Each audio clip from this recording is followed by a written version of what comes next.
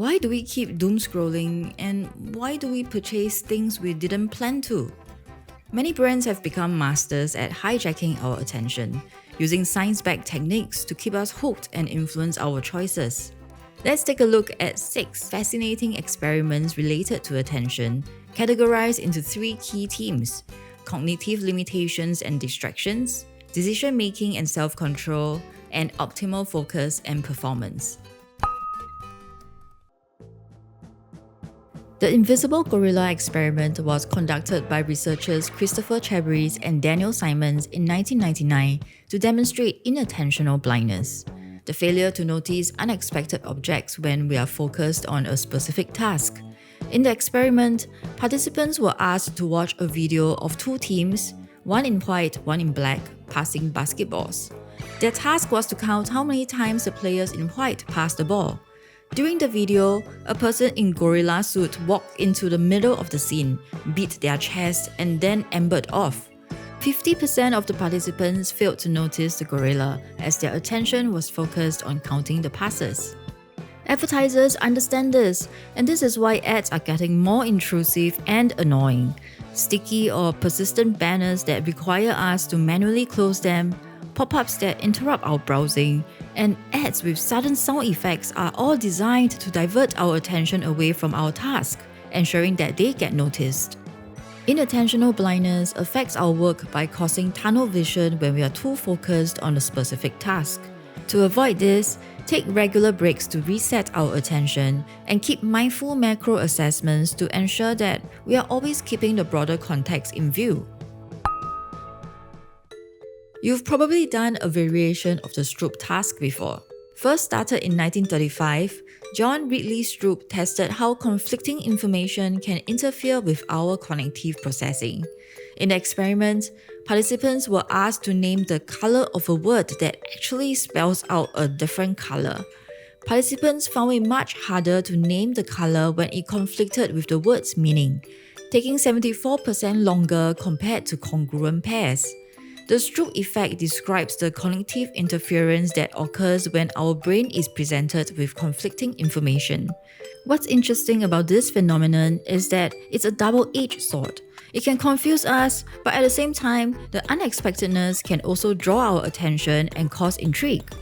Knowing this, marketers often use contrasting elements like bold colors or unusual font pairings to create a cognitive pause that makes us pay closer attention to their message. Or in this example, purposely misspelling words.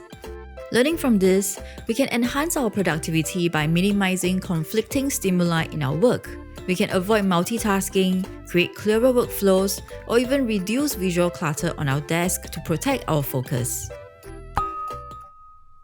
The ego depletion experiment was conducted by Baumeister and colleagues in 1998. Participants were split into 2 groups. One group was presented with cookies and radishes and instructed to resist the cookies, while the other group had no food challenge. After this initial task, all participants faced a difficult, unsolvable puzzle. The results revealed that the first group, who had to exert self-control by resisting the cookies, showed 56% less persistence and 62% less engagement than the control group. The ego depletion theory posits that self-control and willpower are limited resources that can be depleted with use, similar to a muscle that becomes fatigued after exertion, impacting our performance and decision-making. If you find yourself buying things you don't really need, that's because many online retailers are taking advantage of our decision fatigue by pushing recommended items to us when we are nearing checkout. Market research shows that 72% of online shoppers are more likely to make an additional purchase when given personalized recommendations, especially after mental resources are depleted. So if you like to shop when you're stressed or after a long day at work, you may be making yourself easy prey for this tactic.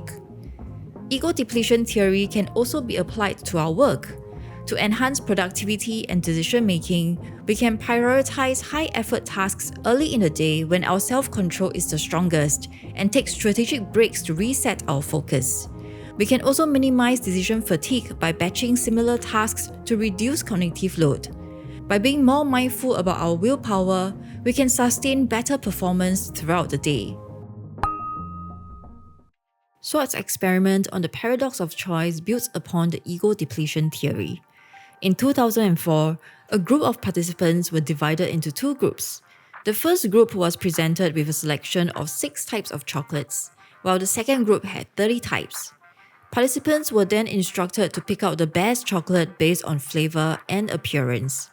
The experiment found that participants in the second group, presented with extensive options, experienced higher levels of anxiety and regret, with only about 30% of them feeling satisfied with their choice compared to 60% from the first group. The paradox of choice is something that we face almost every day, especially with streaming services like Netflix. Have you had those days when you just can't decide what you want to watch, and every show you click into just doesn't seem to do it for you? Market research shows that we spend an average of 45 hours a year deciding what to watch next.